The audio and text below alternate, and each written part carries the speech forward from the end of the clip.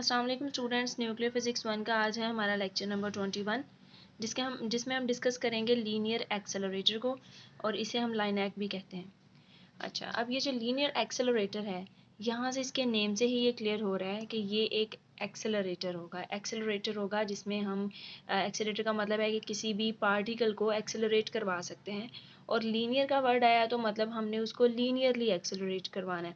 तो हमें यहाँ से इसकी डेफिनेशन का या बेसिक फिनोमेना का पता चल जाता है जो इसमें परफॉर्म होना है, कि इसमें बेसिकली किसी भी चार्ज पार्टिकल को लीनियरली एक्सेलरेट करवाया जाता है, यानी एक ही स्ट्रेट लाइन में जो है इसको एक्सेलरेट करवाया जाता है।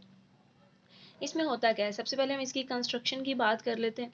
ठीक है, कंस्ट्रक्शन की बात करें तो क्या है कि इसमें एक हमने एसी सप्लाई ली हुई है, उसके साथ आगे हमने एक आयन सोर्स अटैच किया हुआ है और उसके साथ कुछ हॉलो सिलेंडर्स जो हैं वो मौजूद हैं। ये C1, C2, C3, C4 and C5 जो हैं ये होलो सिलेंड्रिकल इलेक्ट्रोड्स हैं।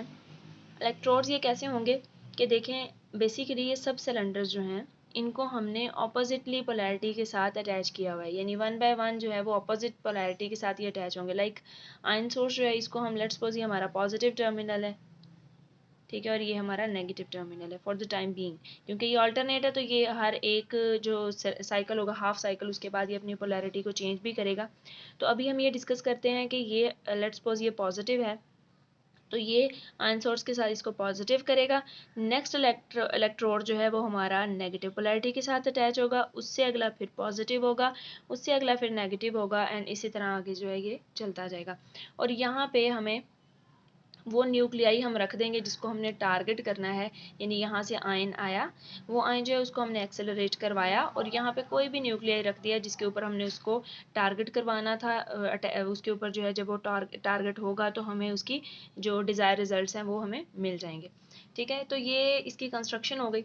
अब आप देखें कि ये जो हमने C1 सिलेंडर और C2 सिलेंडर लिया है, इस C1 और C2 सिलेंडर में जो दरमियान में डिस्टेंस होगा वो हमेशा कांस्टेंट होगा। लाइक C1 और C2 में जो है वो डिस्टेंस D है, C2 और C3 में भी उतना ही डिस्टेंस होगा और C3 और C4 में भी उतना ही डिस्टेंस होगा। लेकिन आप देख सकते हैं कि यहाँ पे ये जो इलेक्ट्रोड्स हैं इनके लेंथ जो है वो वेरी कर रही है। लाइक पहले ये छोटा था, उसके बाद थोड़ा बड़ा हुआ है, फिर उससे बड़ा हुआ है, फिर आहिस्ता आहिस्ता इसका साइज़ जो है वो ग्रेटर होता जा रहा है। तो ये जो साइज़ ग्रेटर हो रहा है ये किस वजह से है, ये भी हमारी ज़रूरत होती है कि हमने सिलेंडर को ऐसे ऐसे जो है वो इंक्रीजिंग साइज़ के साथ ही लेना होता है। तो ये ओवरऑल एक दफ़ा हमने इसकी कंस्ट्रक्शन देख ली। अच्छा, एक चीज़ यहाँ पे होती है कि अगर हम इसके प्रिंसिपल की अब बात करें तो प्रिंसिपल इसका ये है कि कोई भी जो आयन है वो मूव करके जाएगा, पोटेंशियल डिफरेंस जब हम उसको प्रोवाइड करेंगे और जब वो इलेक्ट्रिक फील्ड में मूव करेगा तो वो आहिस्ता आहिस्ता एक्सेलरेट होता जाएगा। ठीक है, तो यही इसका प्रिंसिपल है, इसी को हमने यहाँ पे डिस्कस करना है। बेसिकली सबसे पहले क्या होगा, इसमें कौन सा फिनोमेना परफॉर्म हो रहा है उसको हम देख लेते हैं। सबसे पहले हम देखते हैं, हमें एक जो हमने हमारा जो प्रीवियस कंसेप्ट्स हैं उससे हमें ये पता है कि कोई भी चार्ज जिसको हमने रखा हुआ है, लेट्स सपोज वो पॉजिटिवली चार्ज पार्टिकल था, तो उसको हमने रख दिया एक फील्ड के अंदर। ठीक है, यानी उसकी एक साइड का इलेक्ट्रोड पॉजिटिव था, दूसरी साइड का नेगेटिव था और पोटेंशियल हमने उनको V0 प्रोवाइड किया था। तो ये चार्ज जो है ये पॉजिटिव से नेगेटिव की तरफ मूव करेगा, क्योंकि ये पॉजिटिव चार्ज था तो पॉजिटिव ने पॉजिटिव को रिपेल करना है, तो इस इलेक्ट्रोड ने इसको रिपेल करके दूसरी तरफ मूव करवा देना है, तो ये फिर नेगेटिव की तरफ मूव करना शुरू कर देगा। अब ये जब नेगेटिव की तरफ मूव करके जाएगा तो यहाँ पे इसके दौरान पॉजिटिव और नेगेटिव के दरमियान जब हमने पोटेंशियल डिफरेंस अप्लाई किया तो इलेक्ट्रिक फील्ड प्रोड्यूस होगी। तो बेसिकली ये इलेक्ट्रिक फील्ड में ही मूव करके जाने वाला चार्ज पार्टिकल है। अब देखें, ये जो चार्ज पार्टिकल है ये मूव कर रहा है इलेक्ट्रिक फील्ड में, तो इसके ऊपर लगने वाला वर्क डन, यानी कि जाहिर है हमने इसको मूव करवाना है तो इस पर कुछ ना कुछ वर्क डन होगा। वो जो वर्क डन होगा इसकी मूवमेंट के दौरान वो होगा W is equal to Q into V0। ये भी हमने जो ये बेसिक्स हैं, डिफरेंट बेसिक्स हैं जो हमें पता है, इलेक्ट्रोस्टैटिक्स की बेसिस है। तो ये जो यहाँ पे आप देखें, अगर हम वर्क डन की जगह पे F इंटू डी लगा दें तो हम यहाँ पे जो यानी फोर्स इंटू डिस्प्लेसमेंट, तो हमारा ये एक्सप्रेशन इस फॉर्म में आ जाएगा। अब ये दरमियान में क्रॉस लगा है, इसका मतलब ये नहीं है कि ये क्रॉस प्रोडक्ट है, बेसिकली ये दोनों मल्टीप्लाई हो रहे हैं, इसलिए मल्टीप्लिकेशन का साइन है। फोर्स जो है वो हमें पता है Newton second law of motion के according F is equal to M A, तो हमने यहाँ पे एम ए इंड्यूस करवा दिया into D is equal to Q V naught. यहाँ से अगर हम एक्सेलरेशन की वैल्यू लेते हैं तो वो हमारे पास ये एक्सप्रेशन बन जाएगा। अब ये जो एक्सप्रेशन नंबर 1 है ये बेसिकली क्या करेगा, ये जो यहाँ से आने वाला आयन था, ये जब यहाँ से निकला और ये एक्सेलरेट हुआ, तो ये किस एक्सेलरेशन के साथ ये मूव करके आगे जाएगा, ये बेसिकली उस एक्सेलरेशन की अमाउंट हमें दे देगा। ठीक है, तो यहाँ से हमें एक्सेलरेशन की अमाउंट मिल जाएगी। ये कितना एक्सेलरेशन जो है वो किसी भी चार्ज पार्टिकल के पास हो सकता है, आयन के पास हो सकता है, जिसके साथ वो मूव करके जाएगा। जी देखें, अब अगर मैंने कहा कि पॉजिटिव पोलैरिटी है तो वहाँ पे इलेक्ट्रिक फील्ड इंड्यूस होनी है। तो यहाँ पे अगर हम इसको देखते हैं तो क्या है, ये वाला पॉजिटिव चार्ज है, ये वाला नेगेटिव चार्ज है, ये अगेन पॉजिटिव होगा, ये नेगेटिव होगा, फिर ये अगेन पॉजिटिव और ये नेगेटिव होगा। तो देखें, जब आयन जो है वो यहाँ से निकलेगा तो यहाँ पे पॉजिटिव और यहाँ पे नेगेटिव होने की वजह से पहले साइकिल में, मतलब पहला हाफ साइकिल जा रहा था, तो उसमें ये पॉजिटिव पोलैरिटी थी। इसका मतलब है ये रेड वाले सारे जो हैं ये पॉजिटिव थे और ब्लू वाले सारे नेगेटिव थे, क्योंकि ये नेगेटिव टर्मिनल के साथ अटैच है।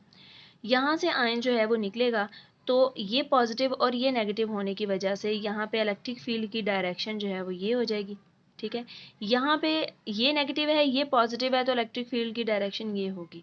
नेक्स्ट जो है वो अगेन फिर इस तरफ, और ये नेगेटिव से पॉजिटिव यानी पॉजिटिव से नेगेटिव होनी चाहिए इस तरफ। तो ये हमने इलेक्ट्रिक फील्ड की डायरेक्शन जो है वो यहाँ पे डिफाइन कर दी है। देखें होगा क्या कि जब यहाँ से चार्ज पार्टिकल जो है वो निकला है तो ये पॉजिटिव और ये नेगेटिव, इसके दरमियान में इलेक्ट्रिक फील्ड इंड्यूस हो चुकी है। ऑपोजिट टर्मिनल्स हैं, इलेक्ट्रिक फील्ड प्रोड्यूस हुई, यही वाला जो चार्ज पार्टिकल है या आयन है ये आगे की तरफ मूव कर जाएगा। अब यहाँ पे जब मूव करके आया तो उसने जो एक्सेलरेशन प्रोसेस किया उसके लिए हमने यहाँ पे एक्सप्रेशन बना लिया। अब देखें यहाँ पे जब ये आ गया है तो अब इसके बाद क्या होगा, ये जो होलो सिलेंडर हैं इनके अंदर within the hollow cylinder हमारे पास जो है वो, क्योंकि इसके अंदर जो है वो कोई भी इलेक्ट्रिक फील्ड मौजूद नहीं है, तो इस सिलेंडर के अंदर इलेक्ट्रिक फील्ड मौजूद ना होने की वजह से वो जो आयन होगा या चार्ज पार्टिकल होगा वो स्ट्रेटली मूव कर जाएगा। तो जाहिर है हमने कहा कि ये एक्सेलरेटर है, इसका मतलब है इसने वेलोसिटी को जो है वो चेंज करना है। तो ये cylinder two cylinder velocity very होती जाएगी। वो कैसे वेरी होगी उसके लिए हम देखते हैं, एक्सप्रेशन बनाते हैं। सबसे पहले अगर हम काइनेमेटिक्स की इक्वेशन लें जो हमारी है V F square is equal to V I square plus 2as, ठीक है, तो उस इक्वेशन के अकॉर्डिंग अगर हम इसको वी एफ को v2 लिख लें और वी आई को v1 लिख लें तो v2 square is equal to v1 square plus 2a, और d जो है ये बेसिकली क्या था, दो सिलेंडर्स के दरमियान का डिस्टेंस था। तो ये एज इट इज़ आ गया, ये भी एज इट इज़ आ गया, 2 एज इट इज़ आ गया, और ये एक्सेलरेशन की जगह पे हमने एक्सप्रेशन नंबर 1 से यहाँ पे वैल्यू पुट की है। डी जो है वो डी को कैंसिल आउट कर देगा, बाकी जो हमारा एक्सप्रेशन आएगा ये हमारी इक्वेशन नंबर 2 जो है ये आ जाएगी। ये जो इक्वेशन नंबर 2 है ये बेसिकली क्या डिफाइन कर रही है ये वेलोसिटी के चेंज को जो है वो हमें डिटरमाइन करने के लिए हमें बताएगी। यानी यहाँ से ये क्लियर हो रहा है कि v2 जो है वो ग्रेटर है v1 से। क्यों? क्योंकि v1 में एक एडिशनल अमाउंट ये ऐड होगी फिर v2 आएगा। तो इस यहाँ से ये क्लियर होगा कि v2 जो है वो हमेशा v1 से ग्रेटर होगा। यानी हम कह सकते हैं, अगर हम इसको सिलेंडर के अकॉर्डिंग देखें, इसमें यहाँ पे देखें तो यहाँ पे जब कोई आयन था तो उसकी वेलोसिटी v1 थी, जब वो यहाँ से निकल के इधर गया है तो उसकी वेलोसिटी v2 हो गई है, और v2 v1 से ज़्यादा है, इसलिए हम कहेंगे पार्टिकल जब यहाँ पे पहुँचा तो वो एक्सेलरेट हो चुका था, उसकी वेलोसिटी ज़्यादा हो चुकी थी। अब फिर अगेन जब यहाँ से यहाँ आएगा तो यहाँ पे v2 वेलोसिटी थी, लेकिन नेक्स्ट वाले में फिर से एक एडिशनल टर्म ऐड हो जानी है। ये जो v2 वेलोसिटी थी इसके लिहाज से ये v2 थी, लेकिन अब नेक्स्ट सिलेंडर के लिहाज से ये v1 बन जाएगी, और अगली जो वेलोसिटी आएगी वो v2 होगी, तो फिर से v2 जो है वो v1 से ज़्यादा होगी। अब इसको अगर इस सिलेंडर के लिहाज से देखें तो इसकी जो v2 थी वो v1 बन जाएगी, और अगेन अगले वाले सिलेंडर की इससे ज़्यादा वेलोसिटी आ जाएगी। तो इस तरह से वेलोसिटीज़ जो हैं वो क्या होंगी, आहिस्ता आहिस्ता ज़्यादा होती जाएंगी, यानी हमारा पार्टिकल जो है वो एक्सेलरेट होता जाएगा। और एक चीज़ ये भी याद रखनी है कि देखें यहाँ पे वेलोसिटी वाले एक्सप्रेशन में वेलोसिटी जो है वो d पे डिपेंड नहीं कर रही है।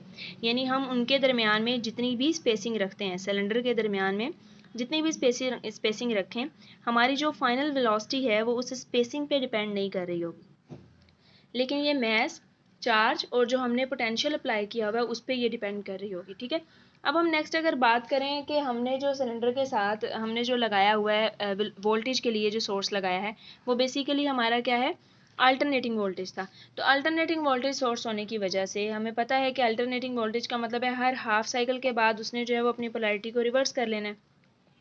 तो अगर हम अल्टरनेट वोल्टेज जो है, अल्टरनेट सिग्नल एक बनाते हैं यहाँ पे, वी टी जो डायग्राम हमने बनाई है इसमें वोल्टेज जो है वो टी के लिहाज से अल्टरनेटली चेंज हो रहा है।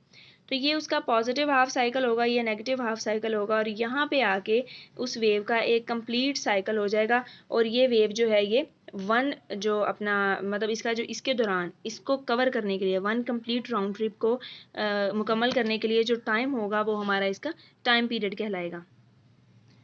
तो देखें अगर हम हाफ साइकिल की बात करें यानी पहले हाफ साइकिल में इसने पॉजिटिव रहना है और दूसरे हाफ साइकिल में ये नेगेटिव पोलैरिटी की तरफ चला जाएगा। तो अगर हमने फर्स्ट हाफ साइकिल की बात की तो उसके लिए जो हमारे पास ओमेगा है, बेसिकली ओमेगा एंगुलर फ्रिक्वेंसी है जो इक्वल होती है 2 पाई/t के। यहाँ से अगर हम t/2 ले लेते हैं तो वो पाई/ओमेगा के इक्वल आ जाएगा। t/2 का क्या मतलब है कि टोटल टाइम पीरियड का हाफ, यानी अब हम टाइम पीरियड था कि कंप्लीट साइकिल लेने के लिए टाइम जो रिक्वायर होता है वो था, और अब हमने हाफ साइकिल लेना था तो हमें t/2 लेना था। ठीक है, तो हमने t/2 ले लिया। इस t/2 को हम स्मॉल t लिख लेते हैं जो कि इक्वल आएगा पाई/ओमेगा के। यानी हर पाई/ओमेगा के बाद जो हमारा जो AC वोल्टेज होगा, AC सप्लाई होगी, उसकी पोलैरिटी रिवर्स हो जाएगी, यानी हर हाफ साइकिल के बाद पोलैरिटी रिवर्स होगी। तो यहाँ पे देखें पहला हाफ साइकिल गुजरा, ये पार्टिकल यहाँ तक आ गया इस हाफ साइकिल में। नेक्स्ट क्या होगा, अब यही वाली जो पोलैरिटी है ये नेगेटिव हो गई, ठीक है, बैटरी की, और ये टर्मिनल पॉजिटिव हो गया। तो इसके पॉजिटिव और नेगेटिव होते साथ ही ये वाला जो आयन सोर्स है ये इसका ये टर्मिनल नेगेटिव, ये वाला पॉजिटिव, ये नेगेटिव, ये पॉजिटिव और ये नेगेटिव हो गया, यानी अब पोलैरिटी जो है वो रिवर्स हो चुकी है। तो देखें यहाँ तक पार्टिकल आ चुका था, ठीक है। अब नेक्स्ट हाफ साइकिल के लिए इसने आगे जाना है। तो अब क्या होगा, जैसे ही हमने सिलेंडर की पोलैरिटी ऑपोजिट की है तो जाहिर है कि इलेक्ट्रिक फील्ड तो पॉजिटिव से नेगेटिव की तरफ होती है, तो इस तरफ भी इलेक्ट्रिक फील्ड की डायरेक्शन ये हो जाएगी, इसकी रिवर्स होके इधर को आ जाएगी, इसकी रिवर्स होके इधर को चली जाएगी, पॉजिटिव से नेगेटिव, ये पॉजिटिव से नेगेटिव इस डायरेक्शन में आ जाएगी। ठीक है, तो जैसे ही पोलैरिटी चेंज हुई जाहिर है उसके साथ ही हमारा जो था टर्मिनल जो इलेक्ट्रिक फील्ड है उसकी डायरेक्शन भी चेंज हो जाएगी, इधर अगेन ये पॉजिटिव से नेगेटिव इस डायरेक्शन में आएगी। देखें अब जैसे ही पार्टिकल यहाँ आया था तो अब अगेन उसको क्या मिला, जब यहाँ से बाहर आना था वही इन्वायरमेंट मिल रहा है कि पॉजिटिव है और नेगेटिव है, यानी कि इलेक्ट्रिक फील्ड की डायरेक्शन इधर को है। तो अब इलेक्ट्रिक फील्ड की डायरेक्शन इधर है तो पार्टिकल ने अगेन जो है वो स्ट्रेट मूव करके चले जाना है। यहाँ तक आया, फिर से इसका हाफ साइकिल पूरा हो गया। अगेन पहले वाला फिनोमेना हुआ, ये हो गया पॉजिटिव, ये हो गया नेगेटिव। इसके पॉजिटिव होते साथ ही रेड वाले सारे सिलेंडर दोबारा से पॉजिटिव हो गए, ठीक है, ये पॉजिटिव हो गया और ये हो गया नेगेटिव। ठीक है, ऐसे ये पिछले भी सारे और अगले भी सारे।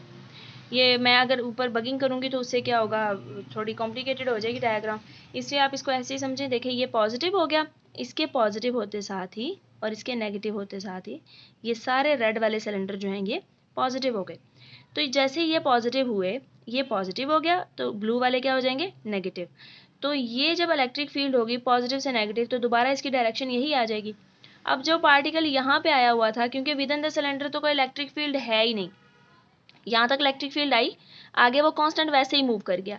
जब यहाँ पे आया, बाहर आना था, बाहर आके उसने मूव करके जाना था किसी एक्सेलरेशन के साथ, तो बाहर तो फिर से इलेक्ट्रिक फील्ड मौजूद है और इलेक्ट्रिक फील्ड की डायरेक्शन स्टिल जो है वो इस डायरेक्शन में है, तो फिर से ये इस डायरेक्शन में मूव कर जाएगा।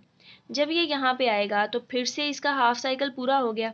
फिर अगेन ये वाला नेगेटिव हो जाएगा, ये वाला पॉजिटिव हो जाएगा, इसके नेगेटिव होते साथ ही ये भी नेगेटिव, ये वाला भी नेगेटिव, ठीक है, और ये इसके साथ अगला जो होगा ये भी नेगेटिव हो जाएगा, और इसके साथ ये वाले ब्लू जो हैं ये सारे फिर क्या हो जाएंगे, पॉजिटिव। तो अब अगले सिलेंडर पे चलते हैं, ये नेगेटिव हो गया और सारे जो ब्लू वाले थे वो क्या हो गए, पॉजिटिव हो गए। देखें ब्लू हो गया पॉजिटिव और रेड वाले सारे हो गए नेगेटिव। यहाँ पे आ चुका था, ये पॉजिटिव है ये नेगेटिव है, पहले इलेक्ट्रिक फील्ड की डायरेक्शन इधर को हुई थी लेकिन अगेन अब इधर को हो जाएगी। तो इधर होने की वजह से फिर से ये जब पार्टिकल बाहर आएगा तो ये स्ट्रेट लाइन में ही मूव कर जाएगा। फिर जब हम यहाँ पे पहुँचेंगे तो अगेन यही वाला फिनोमेना होगा। इस तरह बहुत सारे सिलेंडर्स पे जो है वो लीनियर एक्सेलरेटर कंसिस्ट कर रहा होता है। डिफरेंट सिलेंडर की जो है वो यहाँ पे मतलब होती हैं, नंबर ऑफ सिलेंडर्स जो है वो डिफरेंट होते हैं। तो इस लिहाज से हर एक सिलेंडर में क्या होगा, हर हाफ साइकिल के बाद पोलैरिटी चेंज होगी तो इलेक्ट्रिक फील्ड की डायरेक्शन पार्टिकल को वही मिलेगी जो उसको चाहिए। तो इस लिहाज से क्या होगा कि पार्टिकल स्ट्रेट ही मूव करता जाएगा, लीनियरली मूव करके जाके एंड पे हमें लीनियरली एक्सेलरेटेड पार्टिकल मिल जाएगा, क्योंकि हर सिलेंडर पे उसने एक्सेलरेट भी होना है। वो कैसे एक्सेलरेट होना है वो हमने पहले डिफाइन कर लिया है, ठीक है, डिफाइन किया मैंने। और उसके बाद जो है एक एक्सेलरेट होना और दूसरा लीनियरली मूव करके चले जाना है। लीनियरली मूव क्यों करना है? क्योंकि हमने इलेक्ट्रिक फील्ड जो है उसके ऊपर जो है इंड्यूस करवा देनी है। तो यहाँ पे जो पार्टिकल हमें मिलेगा लास्ट पे वो लीनियरली एक्सेलरेटेड पार्टिकल होगा, यानी